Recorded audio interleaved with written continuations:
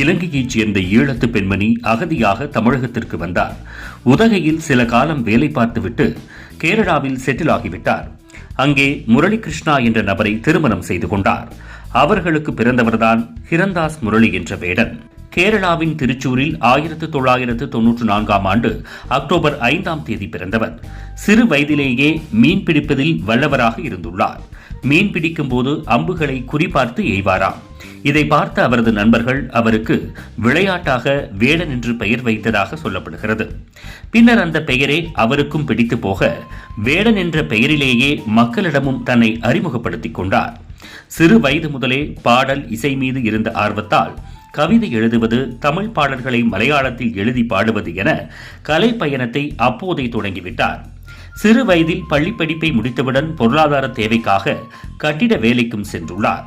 அப்போதும் பாடிக்கொண்டே வேலை செய்வாராம். ലോകത്തിലെ നവോത്ഥാന നായകന്മാരെ കുറിച്ചൊക്കെ നമ്മൾ പഠിച്ചിരിക്കണം. നമ്മളെ ഇന്ത്യയിലെ എഡ്യൂക്കേഷൻ സിസ്റ്റം ഇതൊന്നും പഠിക്കുന്നില്ല. അടിമയായിരിക്കാനേ നിന്നെ എന്നെ പഠിപ്പിച്ചിട്ടുള്ളൂ. அவரின் இந்த இசை ஆர்வத்தால் ராப் பாடல்களை எழுத தொடங்கி இருக்கிறார். நான் பாணன் அல்ல, பறையன் அல்ல, புலையன் அல்ல என்பது போன்ற சாதி வர்க்க மத அடக்குமுறைகளுக்கு எதிராக வாய்ஸ் ஆஃப் வாய்ஸ்லெஸ் என்ற தலைப்பில் கடந்த 2020 தனி இசை பாடலை வெளியிட்டார்.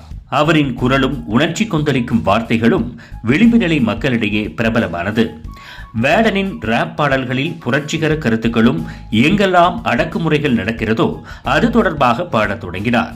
கடந்த 2021 ஆண்டில் வெளியான நயட்டு என்ற மலையாள படத்தில் பாடி திரைத்துறையில் காலடி எடுத்து வைத்தார்.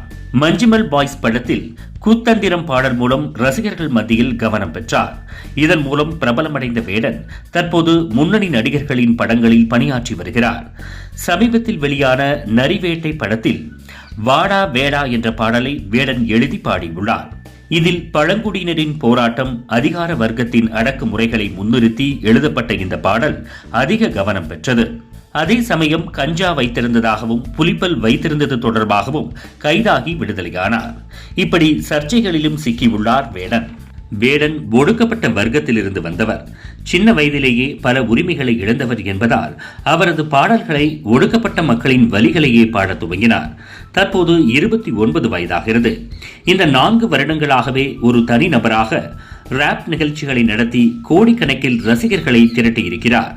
வேடனுக்காக தங்கள் உயிரையும் தருவோம் என்று சொல்லக்கூடிய அளவுக்கு ரசிகர்கள் அவரை விரும்புகிறார்கள்.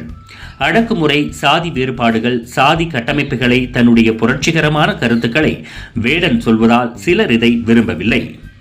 சாதி பிரச்சனை, நிறம் சார்ந்து ஒதுக்குதல், விளிம்பு நிலை மக்களின் வாழ்க்கை போராட்டம் ஆகியவற்றை தனது குரலில் உறக்கச் சொல்லி வரும் வேடன் ஒடுக்கப்பட்டோரின் குரலாக ஒலித்து வருகிறார்.